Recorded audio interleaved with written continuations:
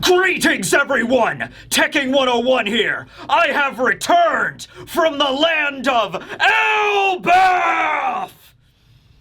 Well, actually, I just got back from Japan, which technically, I mean, like, One Piece is Japanese, right? You know, it's published in Shonen Jump. These don't look like Viking runes to me, right? So, yeah, but I understand. Elbaf is clearly based off of the Norse countries. Probably should have went to Denmark instead. Damn it! Maybe next year. If Elbaf's still going on next year, I'm going to Denmark! Denmark! By the way, since we're on the topic, and since I really love studying geography and flags that go along with geography, which one of the Norse country flags is the coolest to you? I don't know. Let me know down below. There might have been some really strong opinions on the certain flags of the Norse countries from that. I don't know. Anyway, this will be One Piece, chapter 1147 review titled The Things We Find Scary. And referring to the giants, Dory, Bragi, and the rest of the giant warrior pirates, the adult giants. What do they fear? The mighty warriors of Elbaf that have pillaged and raided all across the Grand Line. Well, we actually find out in this chapter, and it really makes a lot of sense once you really think about it. So we continue on with Oni Child Yamato and the Holy Inari Shrine Pilgrimage, Volume 32. We see Yamato having some congratulatory onigiri, which, hey, I had onigiri when I was in Japan. They were very delicious. I had the onigiri from, like, the convenience stores like 7-Eleven and Lawson. There was actually a Lawson in our hotel, so it was, like, actually two of them. There were two convenience stores in my hotel alone. But anyway, yeah, rice balls are really good. Also went to a rice ball shop in Ikebukuro. That was really good. Anyway, Raizo is there presenting the congratulatory celebratory onigiri to Yamato. Tama's also there hugging Raizo. Oh, Uncle Raizo, you're here! Raizo is the new daimyo of the Udon region, and all I have to say about that is the 9 red scabbards are really doing a shit job at managing their fucking regions. Alright? We went, Kuri region, the Kuri region is managed by Inuarashi, right?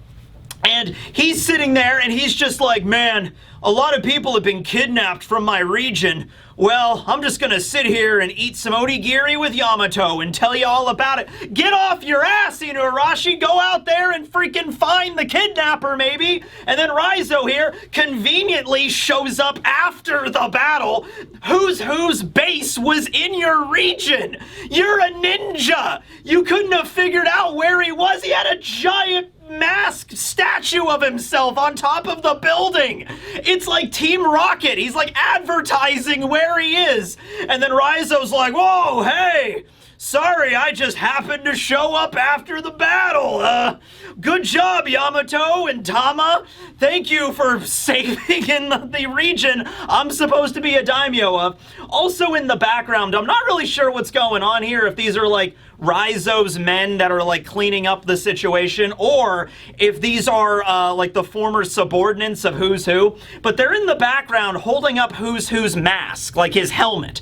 So they ripped the helmet off of Who's Who, and they're holding it up in the air, and they're either arguing on who's gonna be the next Who's Who, or maybe who gets to like get the spoils of war or something like that. I'm not really sure. Yamato and Tama and Raizo seem rather relaxed and like celebrating everything, so I doubt like they're in the background, you know, doing anything nefarious. It's just like, I don't know if these are like people that are like, yeah, we killed Who's Who, here's his mask, or hey, give me that, I want to be the next Who's Who. I don't know. But anyway, yeah, good job, Yamato, good job. And Raizo, you need to get your shit together. Denjiro is the only one so far we've seen actually, like, living up to his duties as a daimyo. He's the daimyo of the Kibi region, and some children were mean to Yamato, so Denjiro beat the shit out of them. At least he's enforcing some justice in the region that he governs. Anyway, so we are starting off the chapter with Soul. Jaguar D Soul, to be specific. In case you were thinking I was talking about, Saul Goodman from the Breaking Bad series. Anyway, so Saul has been defeated by Sommers. However, we get a little bit of a flashback on about what was going on right before he was defeated, which sheds some light on why Robin and Chopper have been hiding this entire time and are not helping him fight. So, upon Sommers arriving and actually beginning the battle with Saul, before the fight even got started, Saul told Robin and Chopper, hey, you guys need to hide in my beard. This dude is a God's Knight. I've met them before. They are immortal. We can't beat them, all right? We have to make sure the children are safe above all else. That is #1 priority. So you guys need to hide. No matter what happens to me, make sure the children are safe. He'll defeat me, he'll think I'm dead, he'll move on, and then you guys gonna need to help the kids, all right? So that's how that goes down. That's why Robin and Chopper didn't do anything. So it's interesting that, yes, Saul was a vice admiral at one point, but, there's a lot of higher ranks above that, and he even met a God's Knight at one point. Now I'm thinking about it, it would be really crazy if every once in a while the God's Knights made their presence known to the Marines to just kind of show them who's in charge, I wonder how many members of the Marines, knew the Gorosei are yokai monsters that cannot be killed. I get the impression that Kizaru already knew that when Saturn transformed in front of him at Egghead, right? He didn't seem that shocked or perturbed by it. He's like, oh yeah, our boss, the commander of the world, can turn into a giant spider and can recover from any injury. Yeah, all right, just another day at the office. So maybe he already knew, and Saul clearly knows about the God's Knight's immortality. So every once in a while, the God's Knight might just show up and display that ability. Be like, hey, we're the immortal rulers of the world. We can't die. Oh, dude, it would be such a boss move if, Shamrock rolled up to the Marines and was just like, try to kill me. You know what I mean? Just bring it on, Marines, and all the vice admirals and everybody, the commodores and rear admirals and captains are all just like, what do you mean? Attack me and try to finish me off. Come on, do it. That's an order. I'm a celestial dragon. I'm ordering you to attack me. And they're like, oh, it's training. Don't worry about it. Oh, okay. And then all the vice admirals rush one of the God's Knights, Shamrock or Sommers or somebody, and they just can't kill him no matter what. Like Saul might have run up and just punched one right into the ground and it just reforms, or somebody else Stainless shows up and decapitates Sommers, and it just warps back to normal. And be like, oh man, you guys are immortal. It's yep. Just now this was a training exercise just to kind of show you whose business, but keep that in mind if you ever decide to rebel. We're gonna be the ones you have to fight. And be like, yeah, that's a good point. It's yeah. So maybe it was something like that. Who knows? So anyway, that was a little bit of a flashback. So now we're cutting back to the present, where we see Saul on the ground in that briar of thorns, and Sommers is holding his thorn club. I wish it was a thorn whip. I really do, but it's just a thorn club. And he's like, survivor from O'Hara, eh? Guess there were 2 of them, obviously referring to Robin, although he doesn't know Robin is here right now. The Marines sure dropped the ball there. 2 survivors from O'Hara. Whatever. Now, at this point, there's a little bit of a ruffling in Saul's hair. I guess Chopper and Robin moved up to the back of his head, not really his beard anymore because he's lying on the ground. And so, his hair begins to shuffle a little bit, and Sommers kind of notices. He's just like, But then immediately turns because Gunko has now captured the remaining Straw Hats, and so I don't think he noticed them, right? By the way, Gunko captured the remaining Straw Hats! Dude, I thought in the last chapter they all got knocked out of the cloud canoe. I thought it was going to be some situation where they get scattered around the immediate area, Robin and, not Robin, Nami and Brook end up over here, and then Usopp and Jinbei end up over here, and they're all going to have to figure out a way to meet back up, and something like that. No, in the process of them all falling out of the cloud canoe, not only did Gunko kidnap Colin and throw him in line with the other children, she also wrapped up Nami, Usopp, Brook, and Jinbei with her ability, with her vector powers, okay? And so Sommers is like, oh, hey, Gunko, good job capturing all the Straw Hats. You bringing them back with us? Come on, it'll make a good prize for Marie-Joie.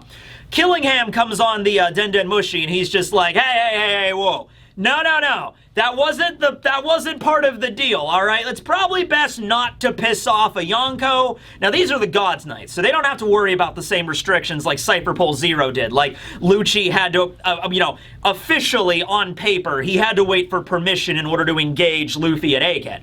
Lucci didn't give a shit. He didn't vote for Luffy to be a Yonko, and he's like, he's not my Yonko, and so he just attacked, right? Kaku was like, giving him the business on that a little bit. Like, Lucci, damn it, you're not allowed to, like, okay. The Gods Knights, I'm sure, do have the authority to do that. However, Killingham is just being pragmatic here, and he's like, listen, we're here to kidnap the children and use them as hostages to get the Giants to listen to us. Nothing in that mission report says that we kidnap the Straw Hats or bring the Straw Hats in. Let's just leave them be, right? So, meanwhile, we have the Straw Hats all tied up. Now, with this, I understand. Given Gunko's ability, and we've seen all the stuff that she can make. She makes a rapier out of her arrow powers here in a moment, okay? She can basically, her ability is like drawing a line, and I guess as long as that line ends in an arrow, she can essentially make anything, okay? So she can make a sword or an axe or an arrow plane or just an arrow to stab you or wrap around you. As long as there's an arrow at the end of it, she can make kind of anything, which is a very, very versatile Devil Fruit power, okay? So, Nami is really upset. She's very perturbed. Number one, because Colin got kidnapped, and, Nami really cares about the children and everything, so she's like, I can't believe Colin got kidnapped. We have to go save him. Jinbei, I thought we would be safe with you here. You're super strong. And I gotta be honest with you, I understand you're upset, Nami, but, like, this is not Jinbei's fault, okay? And then Jinbei's in the background like, hey, Nami, could you quit yelling? I'm trying to think here, all right? This is not a situation I thought I would be in today, all right? Listen, Jinbei's a strong dude. He has great martial arts skills. He's probably the single skilled fishman karate and jujitsu expert in the entire world right now. But he can't punch his way out of every problem. And this is actually a great example of this. Jinbei is like, oh, I gotta think of a way how to deal with this ability. Now, Jinbei's a smart guy, and he's been in a wealth of battles. So I have no doubt in my mind that if Jinbei puts his, brain to it, he'll eventually be able to come up with some way to deal with this vector ability, all right? It's just an ability that caught them all off guard and is really broken and really powerful. And yeah, I mean, wrapped up and contained, even Jinbei's strength can't really do much here. Now his whole body isn't like restrained, it's just kind of wrapped around his chest. So I'm sure Jinbei could get up and like maybe do something, like try to bite Gunko or something, but that's not gonna do anything either because they're immortal. So Jinbei's there like, all right, if I try to punch her, that's not gonna do anything. I could try biting her head off, and that won't do anything. Also, it's a little bit Arlong, I don't want to be like Arlong, okay. Wouldn't it be funny if Jinbei's just sitting there right now like, what would Arlong do? And then like a little image of Arlong is like, I'd bite her head off. It's like, nah, okay. What would Fisher Tiger do? And then he has like an image of Fisher Tiger. It's like, Jinbei, what you gotta remember is, and then Jinbei remembers Fisher Tiger getting shot, and it's like, ah, damn it, okay. Let's see. What would Aladdin do? And he's going through all of the different people he's met through his life, to see, he's like, say, what would Crocodile do in this situation? I don't know. Trying to figure out a way to defeat one of the, okay, here's the question. Out of all of the warlords, because Jinbei's interacted with them before, which one do you think would give the best advice on how to take out one of the Gods Knights? I feel like it would either be Doflamingo or Crocodile would give him the best advice on that one. Mihawk, I don't know. Mihawk would just be like, cut her with a sword. I don't have a sword. Oh, okay, well, that's all I know how to do. It's like, okay, that's fair. So, whatever. Anyway, let me know. Anyway, Brook is there, and Brook is like, well, we have Usopp saying, man, that lady is scary. And then Brook is like, that woman. No, it couldn't be. Very interesting line from Brook. Now, this immediately leads into the scene that I was hoping we were going to get in the last chapter, but no, we're getting it now. Gunko does recognize Brook, and she knows exactly who he is. And she takes out a saber, like a rapier, made out of her arrow ability, all wrapped up to make a sword, points it right at Brook's face, or his skull, and is like, now you will be my slave. You will be devoted to making music to me for the rest of my life. Whenever I want a new hit single from the Soul King, you will provide. All right? And so she's stepping on Brook.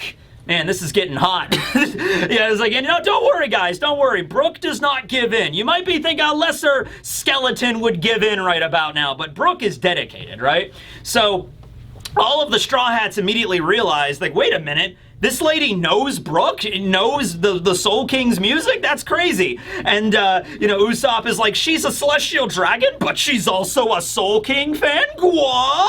Jinbei, I mean, this is a translation, I'm sure, but it's really funny. That's one hell of a groupie. It's just probably not the way that it actually comes off in the original Japanese, but I'll tell you what, that's funny as hell, like, the idea of Jinbei saying that.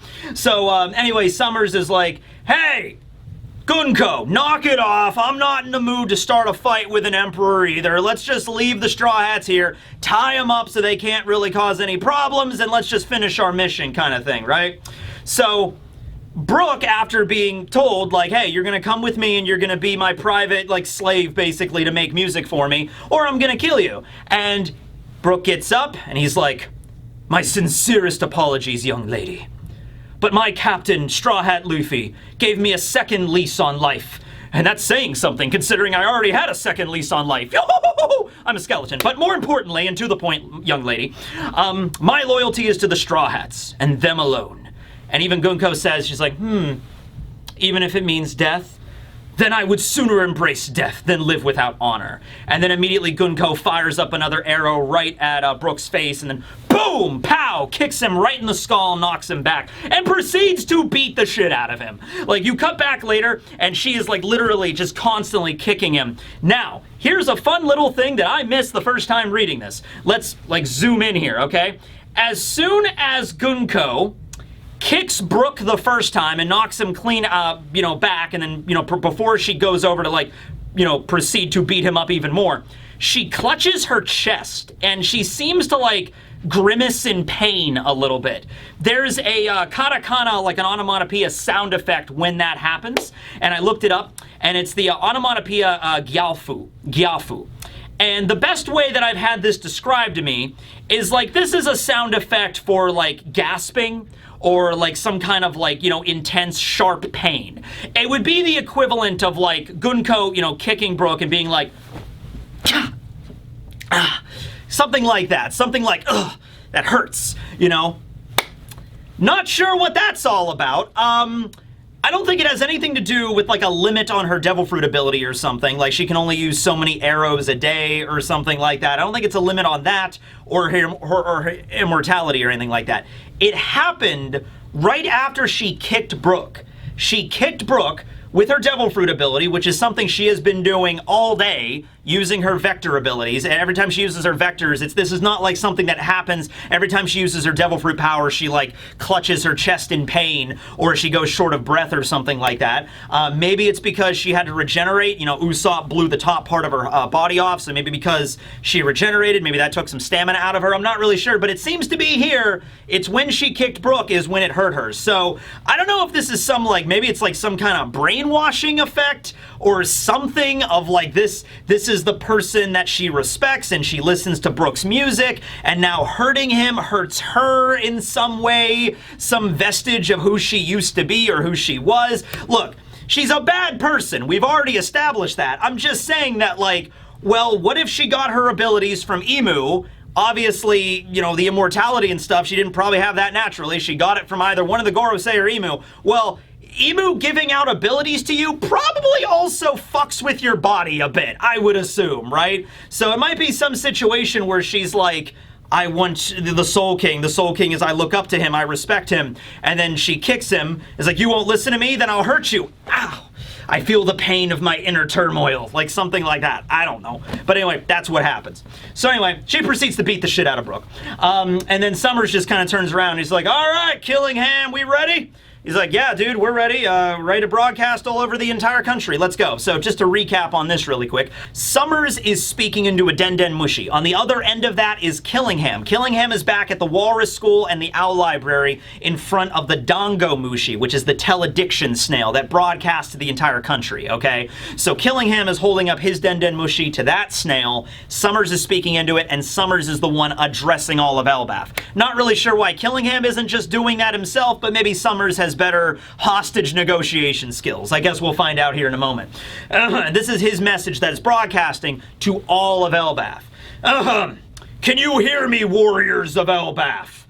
I bet by now you're feeling the pressure of all these crazy things happening. Giant nightmare creatures, fires. Actually, the fire wasn't even us. I'm not really sure how that even happened, but whatever, works anyway. And your children have been kidnapped by us. We are the daggers of the Holy Land, Marie-Joie. We are the God's Knights. I am Saint Sommers Shepherd, or Saint Shepherd Sommers of the God's Knights. Okay. So we see the giant warrior pirates fighting against the nightmare creatures. We got a new one that has like the shape of like a jack-o'-lantern skull, kind of like the headless horseman of Halloween. He's showing up attacking them. The giant warrior pirates, they run over. It's like, oh, captains, Dory, Broggy, we have this transmission to all of Elbaf. So everybody's kind of listening to it. We also cut to different villages. We see different villages. And now that we get the names of the villages, it also makes sense why the Western Village never got a name.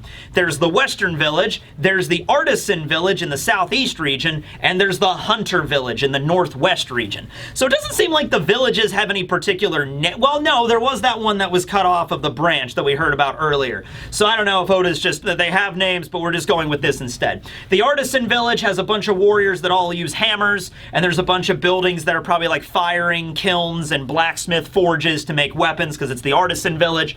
The Hunter Village obviously has a bunch of people wearing animal pelts and bows and arrows because they're hunters. Makes sense, right? They're all getting attacked by the nightmare creatures at the same time, and they're also all receiving this transmission here, okay? You are probably already aware of this, but we are in the middle of kidnapping 10 of your children from Elbaf.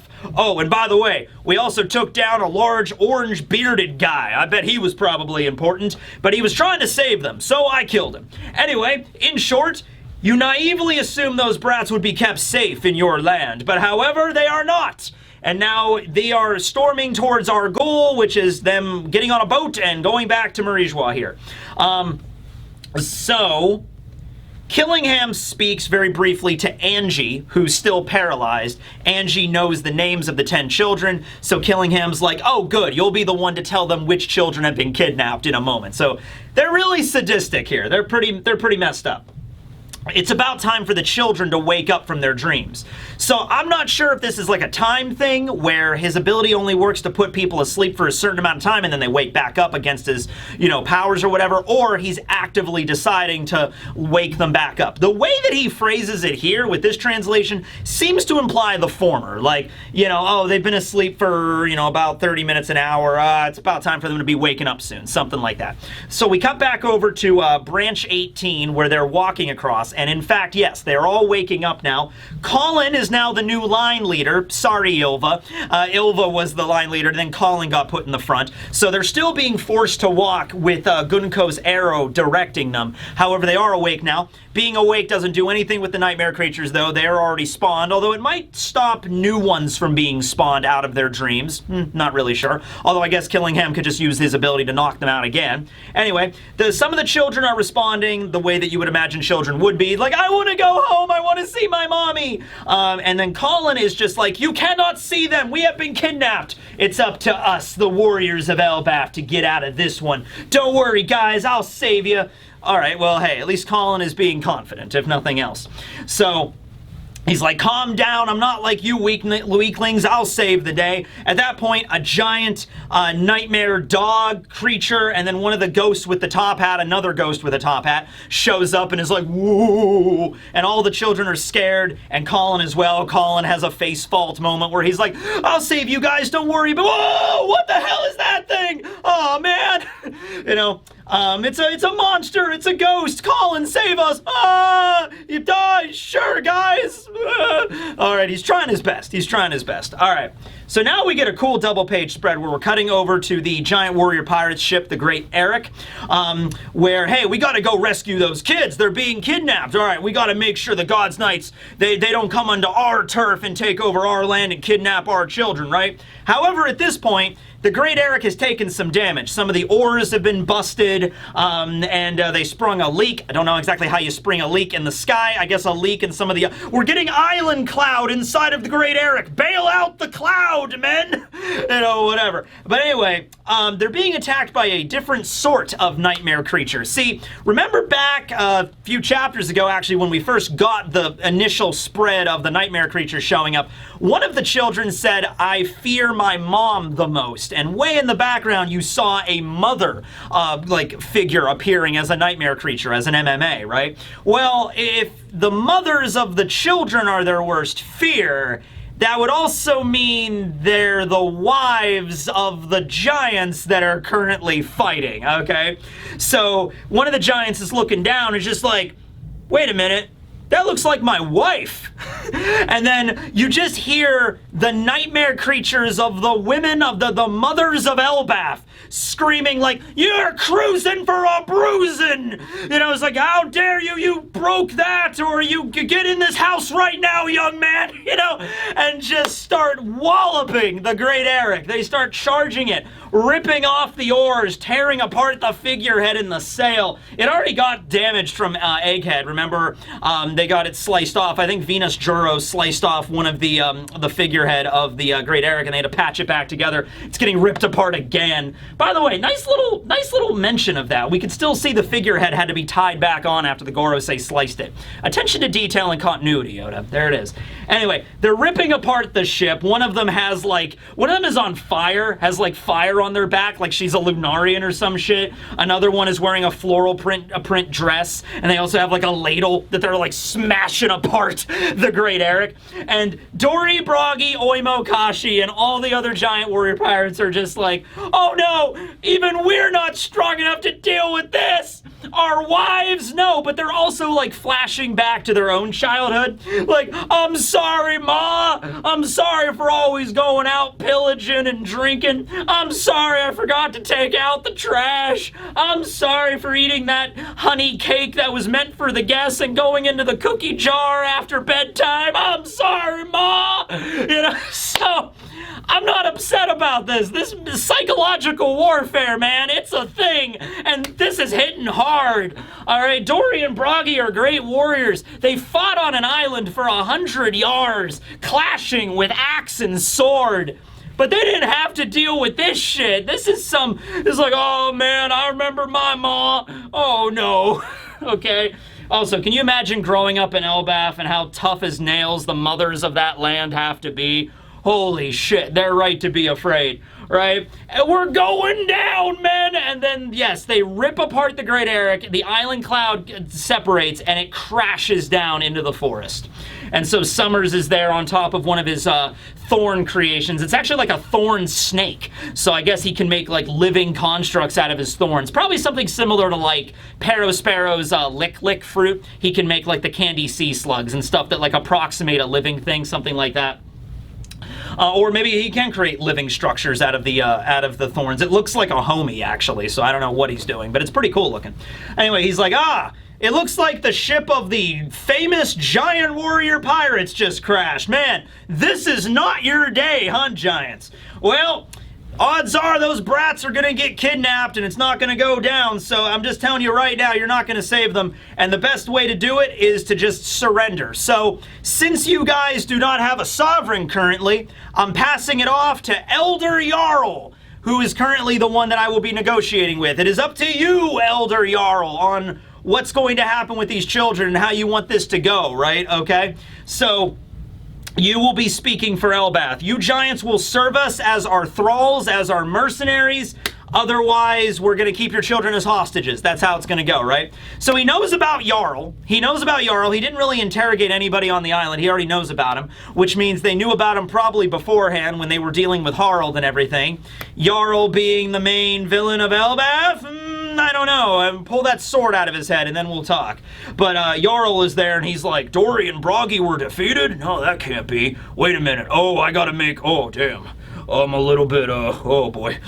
So he's a little bit out of his depth here. He's 400 plus years old, guys. I mean, come on. The ship crashed very close to where Ripley, Frankie, Lilith, and Bonnie are. So Ripley goes running over to the ship. Remember, Gubbon was on the ship too. Scopper. I don't know why Scopper didn't slice apart all of the mothers of Elbaf. I don't think he would have had any real connection other than Ripley, unless there was a nightmare version of Ripley. But whatever, Scopper was unable to defeat them, I guess, or just didn't have enough time to, I suppose. So they go running over there.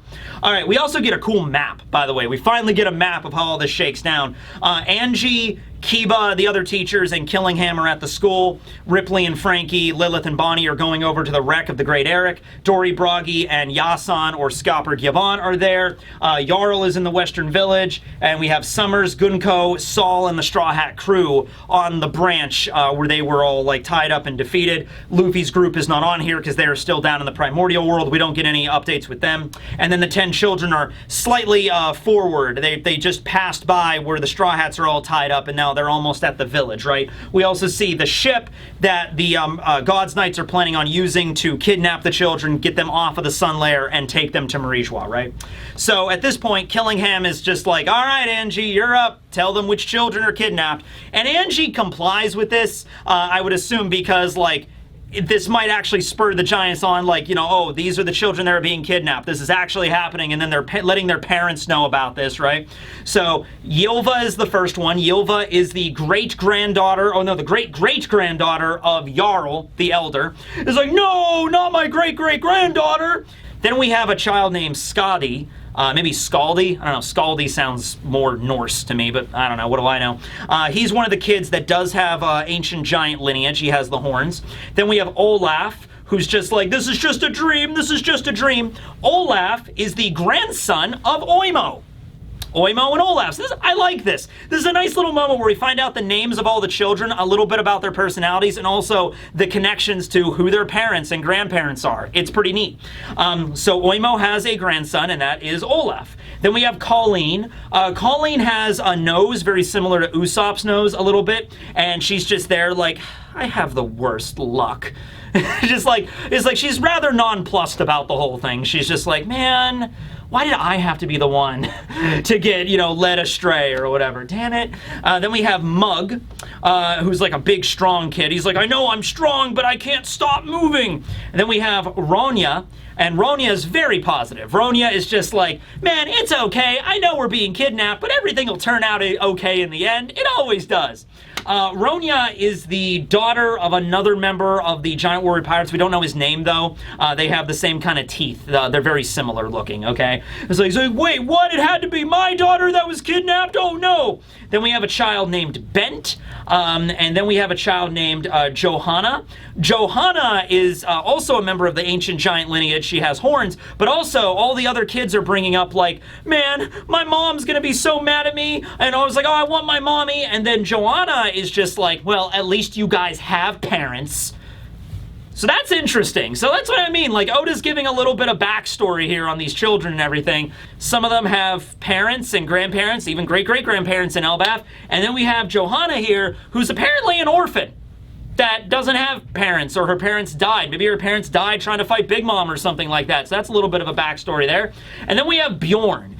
Bjorn was the kid at the very back of the line that Saul tried to save with the rope, but I guess he did pull him back, but I guess he ended up getting captured again, and he's still in line. And then he's all shaking, and he's like, oh, please, just save me at least. Just save me at least. I don't care about anybody else. Just at least save me. So all the other kids are like, what the hell, Bjorn? Come on, really? How could you say something like that? And he's like, oh, sorry, guys, I don't want to die. I really just don't want to die today. I mean, if it's you or me, it's just like, you know, it was like, so he's like, yeah, those were the 9 children that were kidnapped, but then we have one other one, a lone soldier who tried to help his friends and was also captured.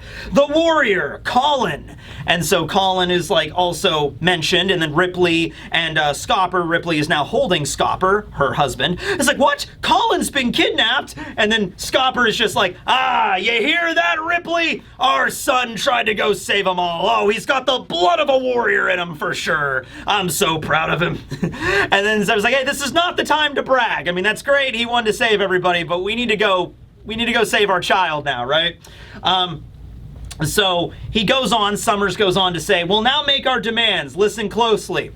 Warriors have no need for schools or libraries. We want you to burn down the school, torch the library, destroy everything, and swear your allegiance to us. And if you don't, we're going to kill off your kids one by one. We'll see how this plays out, like which one gives first? Your warrior pride or your children's lives? One of the two, So that's the ultimatum, and they're messed up enough to just start, like, cutting off heads, so they do not care, right?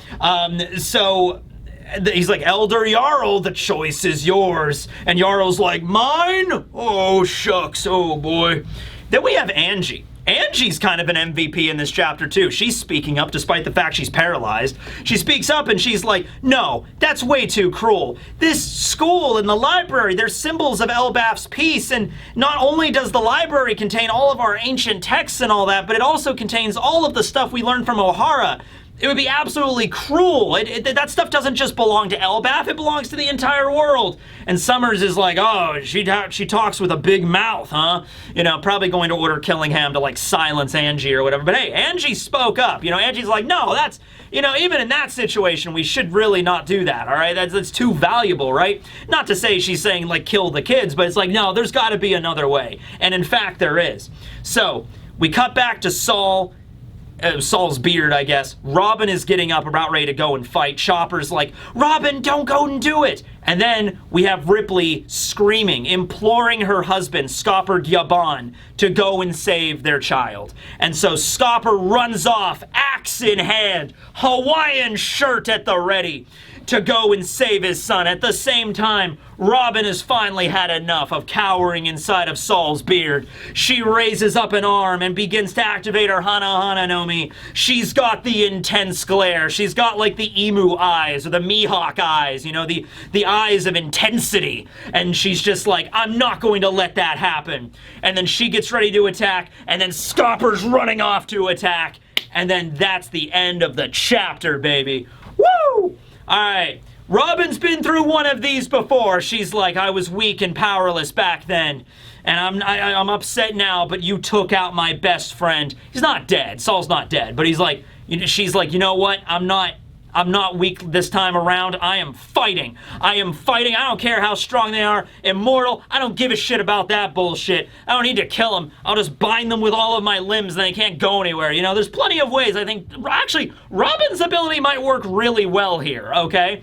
The Sommers and the God's Knights are really strong, but the immortality thing is the main pressing issue. So, it'd be kind of difficult. She would probably need some Sea Prism to really make this work, because if she just tried to, like, grapple Sommers and restrain him, he could just summon thorns to, like, stab her. Although I could see a scene where Robin is, like, containing Sommers with her arms, and then Sommers is sending out the briar to stab her, and Robin is still not letting go. She's like, you might have the thorns, but I am the rose of vengeance, because she has the Hana Hana no Mi. I don't know, there could be a cool one-liner like that. You might be the thorns, but I am the flower. Ah! And then she just, like, continues to, like, crush Sommers with, like the weight of all of her Hana Hana no Mi, the weight of all of her hands, and she's getting stabbed, left and right trying to do it, but she just is not letting him go. Might be something like that. We gotta get something really badass. Then we have Scopper, and he's running to battle. So he's going to have to run past the scene with Sommers. So he might just run up, and you have a scene with Robin and Scopper just like right here at the end of the chapter, maybe fighting against Sommers together. Killingham is back at the school right now, and Gunko is beating the crap out of Brook. So I think right now, though, Robin fighting Sommers would make the most sense because of what he did to Saul, and Scopper going after Gunko would be the smartest because the only thing keeping the children walking is Gunko's ability. They are released from Killingham's ability, and they still are probably under the effect of Sommers' thorn powers, but the main pressing issue is if you can get them to stop walking towards the village, toward the ship, then we can figure stuff out later. Like, if they still have the thorns around them, that's, like, not good, but it's okay compared to them constantly moving. Take out Gunko, nullify the Vector Fruit, and then we'll worry about Sommers. And then, hey, might have, like, I don't know, man. Robin's really strong. Robin's gonna go full Demonio here. Gonna see Awakened Robin, maybe, using hockey and Fishman karate abilities and slapping the crap out of Sommers. And we might see, Robin take him down. At least maybe Robin and Scopper working together take down one of the God's Knights.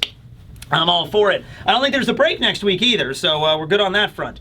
But anyway, yeah, that's the chapter. You know, a lot of stuff happened this time. We even had time to, you know, learn the names of all the children, and then also the map that displayed where everybody's at right now. It's interesting that, you know, Ripley does shout, like, oh, go save my children, go save my child, and so Scopper runs off. You think Ripley and Scopper would have went together, because Ripley was also a warrior. Also, Frankie's there, so you think Frankie would also go running off to help, but Scopper, I guess, just got the running start. Maybe Frankie and Ripley will be shortly after him, something like that. But anyway, really crazy chapter. Let me know how you feel about the mothers of Elbath awakening and attacking, and how they could possibly defeat such a formidable force here, and how Jarl is going to respond to these hostage negotiation demands, you know, and then how the Gods Knights battles are going to shape down. And also, what's up with Gunko? You know, Gunko's attitude towards Brook, and then her experiencing some weird pain after attacking him. What's going on with that?